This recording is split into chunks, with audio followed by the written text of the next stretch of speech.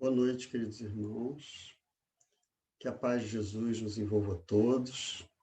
Possamos, mais uma vez, refletir sobre as lições que estão previstas para a noite de hoje, ou para a tarde, dependendo de quem vai estar ouvindo, em que horário.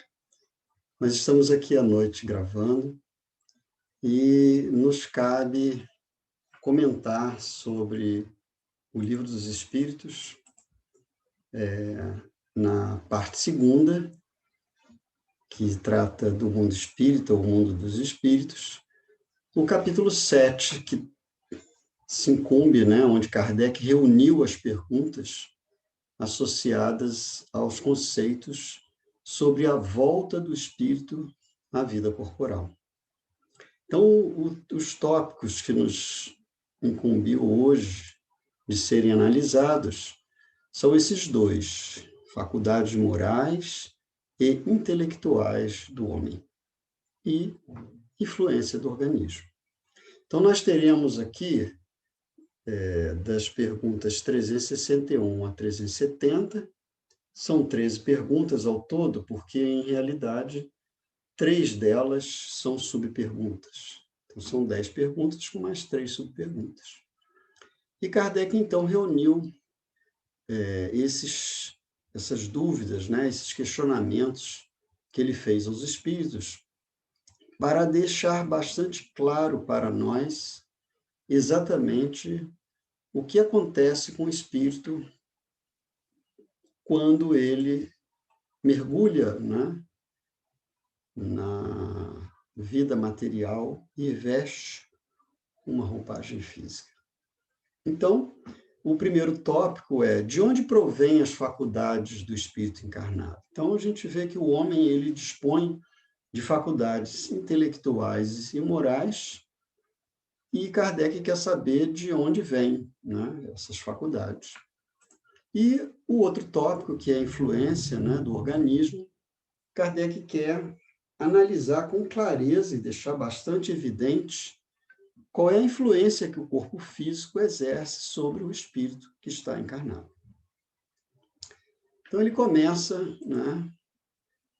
no tópico faculdades morais e intelectuais, esse é um subtópico, dali das perguntas. Então, nesse subtópico, ele está buscando entender, sobre a origem das qualidades boas ou más do homem. Então, a gente entende que realmente as respostas que os espíritos deram para nós hoje, que já nos abeiramos a doutrina espírita há algum tempo, nos parece bastante lógicas e claras, mas com certeza, não é que Kardec não entendesse, mas é importante quando se estabelece, uma filosofia, uma doutrina na qual as bases, estarão apoiadas em alicerces seguros, que os pontos fiquem bastante claros. Então, o homem não lembra de nada, ele está encarnado, e ele age, muitas vezes, de uma maneira ou de outra, e ele diz: isso vem do meu pai, que é assim, da educação. Então, ele quis saber exatamente, no caso específico, do homem, tendo ele qualidades morais boas ou más, qual é a origem, dessas qualidades. Então, os espíritos responderam para Kardec que, efetivamente, as qualidades não pertencem ao corpo. Ele pertence ao espírito. O espírito, quanto mais puro, mais propenso ao bem. Então, à medida que a gente vai se aperfeiçoando, a gente vai entendendo o que é o bem, e o bem é tudo aquilo que está de acordo com a lei de Deus. A gente aprende isso no primeiro capítulo da parte terceira, que ele vai falar das leis morais. E ele, então, vai se identificando com as leis divinas, e, para ele, as ações no bem são aquelas que se compatibilizam com a sua natureza. Mas, enquanto ele ainda não adquire qualidades boas, virtudes, que dê a ele condições, de agir sempre de acordo com as leis de Deus, é natural que ele traga as imperfeições. Então, as imperfeições que o homem expressa são as imperfeições que ele, como espírito, né, traz dentro de si. Então, ele aí faz uma pergunta que parece óbvia, né? Então, quer dizer que o homem de bem, encarnação do espírito bom, e o homem vicioso de um espírito mau? E é muito interessante que a resposta dos espíritos é uma pequena correção que ele faz à colocação de Kardec. Ou seja, é o homem vicioso a encarnação de um espírito imperfeito e não um espírito mau. Por que isso? Que, em realidade, aquele que ainda não adquiriu qualidades boas é porque ele está em processo. É claro que uns evoluem mais rápido, outros, né, de forma mais lenta, uns se prendem, né, a determinados vícios e vão arrastando aqueles vícios ao longo das encarnações e, naturalmente, quando o espírito reencarna, trazendo esses hábitos viciosos, ele vai expressá-los, né? Mas Kardec diz que ele, na verdade, é um espírito imperfeito, porque a ideia de ser um espírito mau, como ele colocou na pergunta, poderia pressupor que ele vai ser sempre mau, né? Daí a teologia, algumas das teologias dizerem a existência de demônios.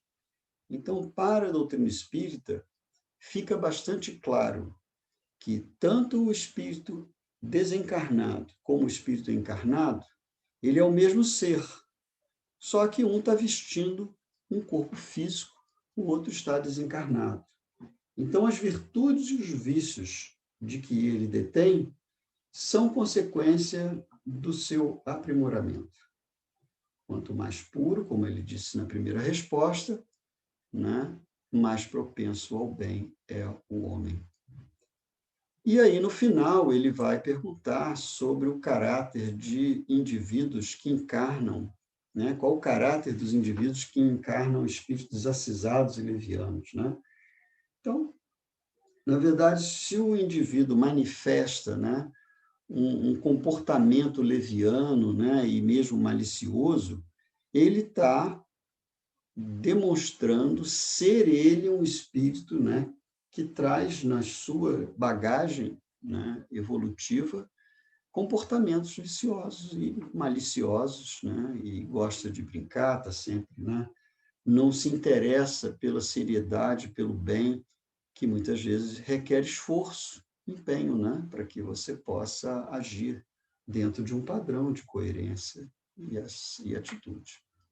Então, essa seria uma primeira parte da origem, né, digamos assim, das qualidades boas e más a respeito das faculdades intelectuais e morais. E aí Kardec pergunta se os espíritos têm paixões que não partilham a humanidade, ou seja, são os espíritos, no que diz respeito às faculdades intelectuais e morais, são capazes de possuir coisas que nós humanos não possuímos? E os espíritos responderam que não, que naturalmente, se por acaso os espíritos tivessem algum tipo de paixão, ou seja, que aspirações que a humanidade não tivesse, eles, pela influência e pelo intercâmbio psíquico que ocorre entre encarnados e desencarnados, eles imprimiriam para o homem. Então, o homem acabaria, né, encarnado, ele acabaria expressando essas influências. Então, a doutrina espírita nos dá muita clareza no que diz respeito ao que são os espíritos desencarnados e o que são os espíritos encarnados. São os mesmos, né? Então, eles partilham das mesmas paixões. Então, as paixões que nós vemos no ser humano, né, que muitas vezes o torna capaz, né, de fazer coisas positivas quando a paixão é boa e negativas quando essas paixões não são boas. Porque a paixão, mais adiante, numa outra etapa, né, do capítulo da parte terceira, quando ele vai falar da perfeição moral, ele vai falar sobre as paixões. E diz que a paixão é a intensificação, né, da vontade, e que ela pode ser boa ou má. Então, no caso aqui, ele certamente estava se referindo um pouco mais àquelas más. Então, os espíritos são exatamente iguais aos homens.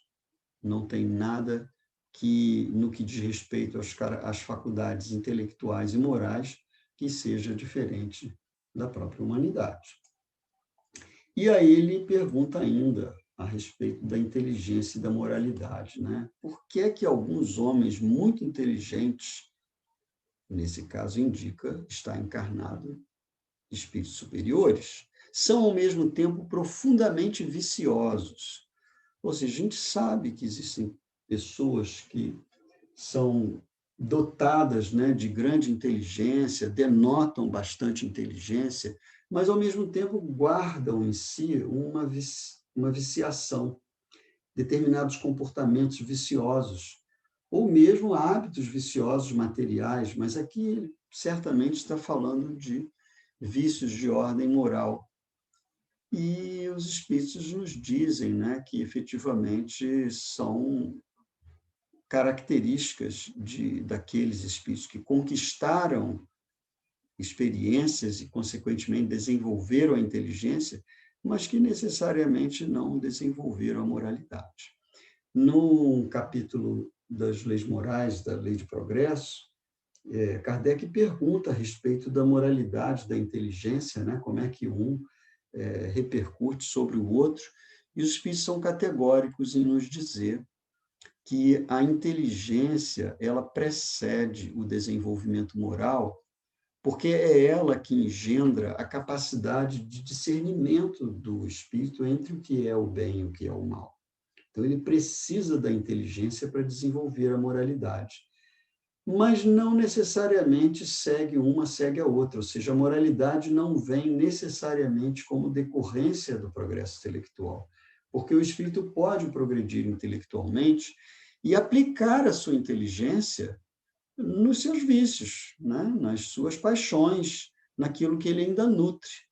Então, se ele não tiver inteligência suficiente e direcionar essa inteligência no sentido de apreender a natureza de Deus e as suas leis, no sentido de se deixar impregnar pelo entendimento do sentido da vida, ele pode ser leviano, muito inteligente, mas levar a vida de uma forma leviana e muitas vezes até maliciosa mesmo, utilizando essa inteligência para o seu interesse pessoal, atendendo ao seu egoísmo, e muitas vezes o espírito se prende por longo tempo nessas paixões, digamos assim. Então, é possível encontrar pessoas muito inteligentes, mas viciosas, porque a moralidade é uma conquista de natureza, digamos assim, mais emocional, de sentimento, porque o indivíduo precisa ter sensibilidade para perceber a necessidade do seu próximo, libertar-se do egoísmo e, por consequência, se tornar mais sensível à dor e às necessidades dos seus semelhantes. Isso vai ser moralidade, porque a moralidade o desenvolvimento moral, é o sentimento, né, desenvolvido do que é o bem e o interesse pelo bem. E isso só vai acontecendo na medida que a criatura vai entendendo as leis de Deus e vai na direção de cumprir os seus deveres de ordem moral. Então, é uma conquista progressiva do ser. E o outro tópico que Kardec aborda, então, é a influência do organismo. Então, é muito interessante que ele começa, então, a fazer perguntas, e a primeira é com relação à união do espírito ao corpo, que ele pergunta se, unindo-se ao corpo, o espírito se identifica com a matéria. Então, nessa hora, a gente entende, e os espíritos respondem, que, efetivamente, o corpo ele é uma veste que o espírito, né, coloca, né? Ele vai, na verdade, na encarnação, ele vai moldando um corpo físico a partir da sua estrutura perispiritual e ele vai ter, né, os seus sentidos restringidos. O corpo cria, né, um bloqueio nas suas expressões, a memória mesmo ela vai, né, ficar apagada e vai se estruturando uma memória própria, né, no cérebro do corpo físico, que vai estruturando lembranças que estão associadas a essa vivência, o que não significa que ele não possa acessar experiências passadas. Mas ele não lembra, né? A gente não lembra quando encarna e veste um novo corpo. Então, as nossas percepções são muito menos amplas do que quando a gente está desencarnado. Desencarnado, a gente vai adquirir maior amplidão das percepções. É claro, também de acordo com a evolução de cada um, né? Com a evolução espiritual do ser. Se ele ainda está muito preso às sensações da matéria, mesmo desencarnado, o seu perispírito vai restringir também a sua capacidade de percepção. Mas o fato, claro, é que ao vestir um corpo físico, o indivíduo ele se vê constrangido por uma série de imposições que a vida material o determinam, e uma delas é a percepção. Ele não percebe o mundo espiritual com os sentidos dos 5 sentidos físicos, né? A visão, a audição, o olfato, o paladar, o tato, são os sentidos principais que o corpo vai lhe fornecer. E a sua percepção da realidade vai estar muito restrita a essas sensações. Então, ele, de fato, tem até uma imagem, né, que é mais ou menos a gente pode tirar, que é a do mergulhador que mergulha em profundidade, ele precisa vestir um escafandro, né? Então, é um macacão fechado, né, onde ele recebe o ar de cima através de um tubo, e certamente os movimentos dele se tornam bastante mais limitados se ele tivesse sem o escafandro. A movimentação e a própria percepção, porque ele vai estar fechado naquela máscara, né, que mantém a pressão, aquele capacete. Então, é mais ou menos uma analogia que se faz com relação ao corpo e como o espírito se sente, né? Então, o outro tópico é a liberdade de expressão.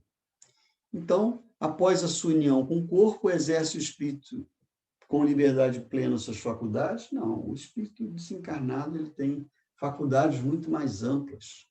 Ele vai poder, né, se expressar de uma maneira muito mais ampla do que quando ele está no corpo físico, até porque o corpo físico ele impõe a gente a necessidade de conservação do corpo.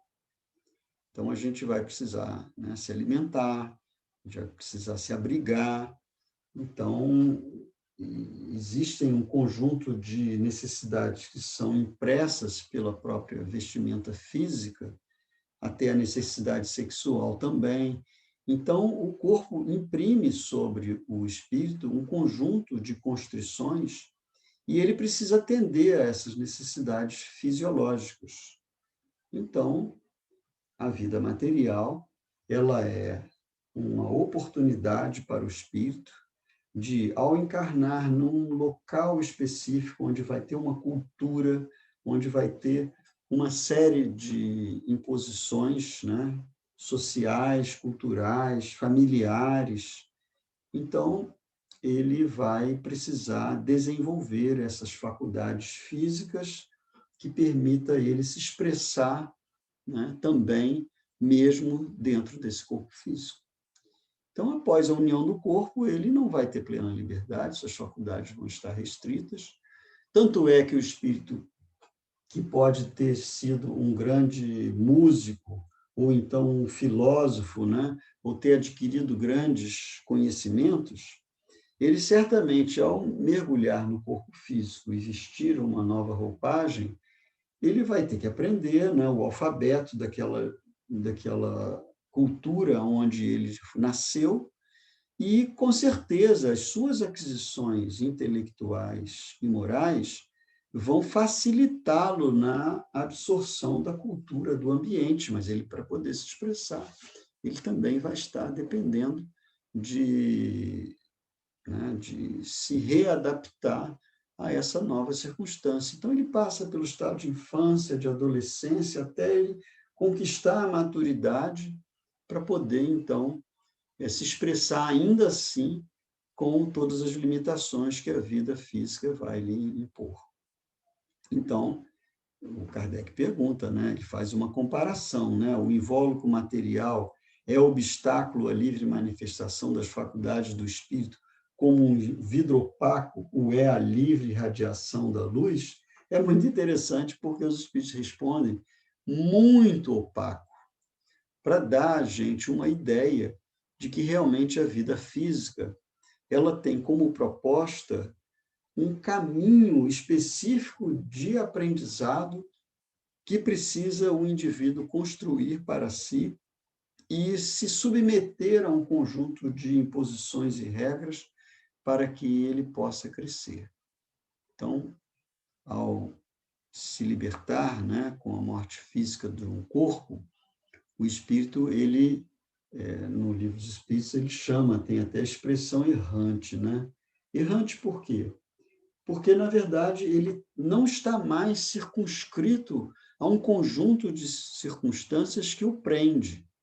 Ele está livre, mas, ao mesmo tempo, errante, porque ele vai estar ao sabor das suas imposições, de suas necessidades e, consequentemente, também ao sabor das suas conquistas.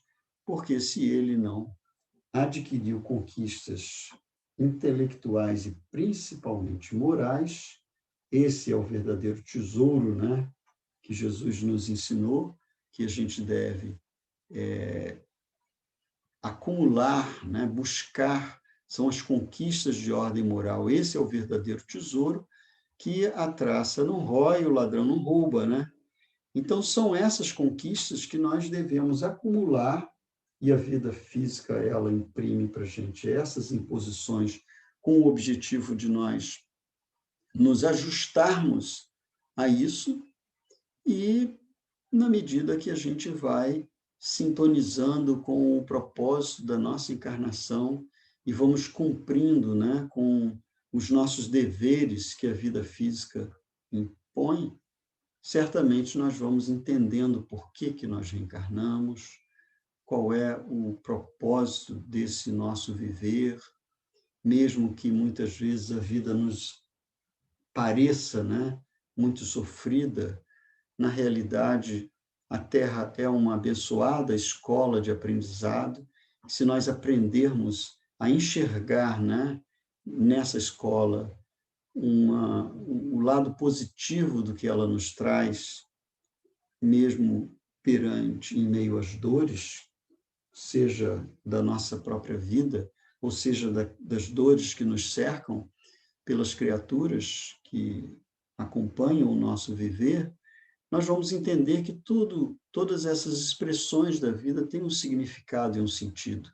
Existem muito mais coisas belas, né, do que tristes, mas nós temos o vício de olhar muito mais para as coisas, né, que nos entristecem do que aquelas que nos alegram. Por quê? Porque não temos gratidão à vida. À medida em que a gente aprende, né, a agradecer a vida por tudo que ela nos dá, a gente vai ganhando liberdade de expressão, vamos absorvendo da vida uma capacidade de interagir com ela e, com certeza, nos tornando mais felizes. Mas ainda nesse tópico a respeito, né, do físico, do corpo físico, Kardec faz algumas perguntas ligadas ao desenvolvimento dos órgãos. Então, ele pergunta: o livre exercício das faculdades da alma está subordinado ao desenvolvimento dos órgãos, né? E da influência dos órgãos se pode inferir a existência de uma relação entre o desenvolvimento do cérebro e das faculdades morais e intelectuais? Então, é fato, né, que o espírito, para que ele possa se expressar, ele precisa de um aparelho, né? Que é, no caso, o cérebro, que comanda o corpo físico. Mas não é o órgão que determina a faculdade intelectual e moral da alma. Ele pode ter maior facilidade ou menos facilidade de se expressar em função das limitações do corpo físico. Mas o que é essencial, e nessas perguntas Kardec quer pontuar, é justamente uma contraposição à ideia materialista de que o órgão é que define a função. E os espíritos vêm nos dizer que o corpo ele é instrumento, mas que o que define a construção de uma faculdade, de uma capacidade de expressão, é realmente o espírito, porque ele é a essência que produziu a formação daquele órgão. Se é claro que o corpo obedeceu a leis genéticas, né? E muitas vezes da formação na genética, algum tipo de distúrbio pode imprimir ao corpo físico limitações que vai restringir a expressão do espírito, com certeza, né? Isso é, assim como o próprio corpo limita as faculdades do espírito, né, de se expressar, se esse corpo tiver mais limitações, o espírito vai certamente ter maiores restrições, né? Mas o que os espíritos tentaram responder para Kardec aqui é que o que define a capacidade intelectual e moral não é o cérebro. O cérebro, ele oferece recursos para que o espírito se expresse. Então, um indivíduo pode ser filho de uma pessoa, de um gênio, né? E nascer com limitações, né? Em função do espírito trazer, né, dificuldades, conquistas reduzidas no campo da inteligência, por exemplo, ele não vai poder ter as mesmas expressões do pai, e vice-versa, porque é muito comum, né, gênios nascerem em famílias onde os pais são, muitas vezes, pobres de conquistas culturais e intelectuais, e ele se expressa, né, com uma capacidade, com uma facilidade, e já vai demonstrando, às vezes, ainda como criança, né, a sua genialidade. Então, nessas perguntas, e os espíritos responderam e procuraram esclarecer com bastante evidência de que, efetivamente, o espírito é a causa principal da capacidade de expressão das faculdades intelectuais morais. Os órgãos são apenas instrumentos de manifestação para que o espírito possa se expressar. E a gente gostaria aqui de fazer referência ao livro Evolução em Dois Mundos, em que o nosso benfeitor Francisco Cândido Xavier, né, emprestou a sua mediunidade para o nosso mentor André Luiz nos trazer revelações relevantes. E nesse livro, né, psicografado, ou publicado, melhor dizendo, em 1958, André Luiz nos traz revelações muito significativas. E entre elas, uma que está diretamente ligado a esse assunto que Kardec nos traz, para que a gente possa efetivamente aprofundar essa questão. Então, a gente vê que a própria doutrina espírita, se teve em Kardec a base, o alicerce para o entendimento, né, de todas as coisas, na mediunidade, né, dos médiuns que seguiram, né, no século seguinte, como Chico Xavier, Ivone Pereira, né, muitos outros médiuns, como a gente tem ainda um Divaldo Pereira Franco. Então, esses médiuns notáveis trouxeram informações e revelações mesmo dos espíritos, que nos enriquece o entendimento. Então, a ciência hoje começa, pouco a pouco, a identificar que muitas das coisas reveladas por André Luiz através da psicografia de Chico Xavier, elas estão sendo corroboradas pela ciência de hoje. Então, um dos conceitos que está nesse livro é no capítulo 2, intitulado Corpo Espiritual. O André Luiz nos traz um item que ele chamou de retrato do corpo mental. Então, ele nos revela que não só temos um corpo espiritual, mas que existe um corpo mental que preside a formação do corpo espiritual, que, por sua vez, preside a formação do corpo físico. Quer ver? Vamos olhar aqui. Ele diz assim: para definirmos de alguma sorte o corpo espiritual, é preciso considerar, antes de tudo, que ele não é reflexo do corpo físico, porque, na realidade, é o corpo físico que o reflete, tanto quanto ele próprio, corpo espiritual, retrata em si o corpo mental que lhe preside a formação. Ou seja, corpo físico é um retrato do corpo espiritual, e o corpo espiritual é um retrato do corpo mental. Então, um preside ao outro. O que não significa que o corpo físico não imprima algum tipo de influência sobre o corpo espiritual e o corpo mental. Na verdade, é uma coisa comum de se entender, por exemplo, que a pessoa que trabalha numa determinada atividade, que esse trabalho, essa atividade, forma o indivíduo. Então, a pessoa, um médico que é um bom cirurgião, ele não se tornou um bom cirurgião senão através do exercício da profissão, né, que ele foi se desenvolvendo. Então, o aperfeiçoamento da sua habilidade de cirurgião, assim como o escritor, né, assim como a pessoa que faz a comida caseira, ela foi, aos poucos, se aprimorando. Então, essa habilidade de cozinhar ou de fazer uma faxina numa casa, né? Porque não é qualquer um que sabe fazer faxina também, né? É um trabalho muito importante.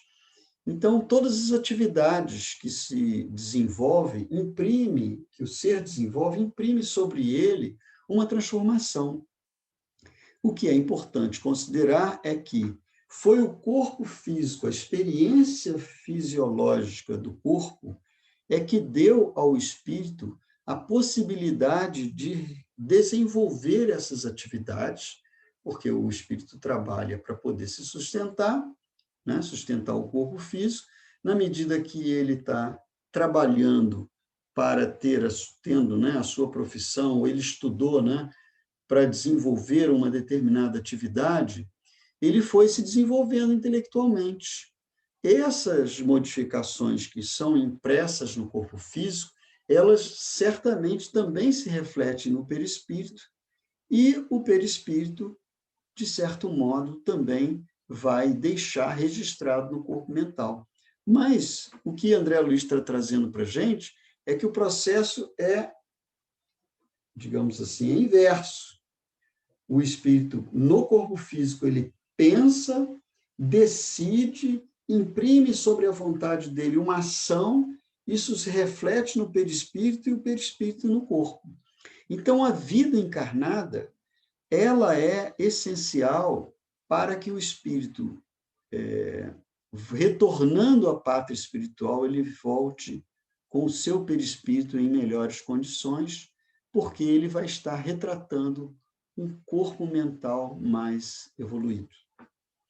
Então, as nossas faculdades intelectuais e morais, que estão refletidas no corpo mental, eles vão se refletir no perispírito, que, consequentemente, vai se refletir no corpo físico. Mas é a experiência fisiológica da encarnação que vai promover a esse espírito uma oportunidade de trabalhar numa atividade, desenvolver determinados compromissos que ele faz antes de reencarnar, tanto no que diz respeito às faculdades intelectuais, como principalmente às faculdades morais. Porque o que é que o nosso planeta está precisando? Exatamente de que a gente se moralize. Daí porque a Terra nunca precisou tanto de Jesus. Jesus veio ao nosso planeta para dar ao homem as noções claras das leis de Deus. E essas leis, como ele mesmo sintetizou, as leis dos profetas estavam sintetizadas, né? Aquele diálogo que ele tem com o fariseu, quando pergunta qual é o maior mandamento, e ele então descreve, né, que é amar a Deus sobre todas as coisas, né, de toda a tua alma, de todo, né, o teu coração. E aí Jesus disse: respondeste bem. Então, ele diz que existe uma que é semelhante a esse, que é amar ao próximo como a si mesmo. E diz que aí estão todas as leis e todos os profetas. Mas ele não deixa de nos brindar com a sua própria vivência, que é o exemplo, né? Toda a vida dele, como diz João, todos os livros da terra não poderiam registrar, né, tudo que ele fez. Então, as bem-aventuranças é certamente um roteiro seguro para a nossa transformação moral. Então, para que a gente possa aproveitar a encarnação. Estamos no corpo que precisamos, que reflete a nossa necessidade de evolução, no ambiente social, familiar que precisamos, com aquelas pessoas que necessitamos, no ambiente social também, né? Na sociedade que a gente encarnou, para que a gente possa, então, cumprir uma tarefa, e essa tarefa, sem dúvida, não só se refere à nossa transformação moral interior, intelectual e moral, mas também no auxílio a todos aqueles que tiveram ao nosso alcance auxiliar, né? Cumprirmos os nossos deveres no nosso dia a dia, porque certamente nós iremos retornar à pátria espiritual em condições espirituais melhores e, consequentemente, muito mais felizes. Então, queridos amigos, é com alegria que refletimos juntos um pouco mais a respeito da importância, né, da reencarnação, da importância desse corpo. Poderíamos, né, repetir com os benfeitores: ele é o templo do Espírito. Então, é necessário cuidarmos desse corpo físico que recebemos como um patrimônio. Ele reflete as nossas conquistas espirituais e nós precisamos seguir o nosso processo de evolução, porque certamente, assim como a humanidade evoluiu, né, dos primórdios até hoje, temos um corpo físico mais aprimorado, também precisamos seguir nesse processo, né, aproveitando a encarnação, valorizando o corpo que temos, para que ele possa continuar oferecendo para nós a oportunidade de crescimento espiritual que recebemos de Deus. Que Jesus nos abençoe e nos ampare para mais uma etapa de aprendizado. Agradeço a atenção de todos vocês. Que Jesus nos abençoe agora e sempre. Que assim seja.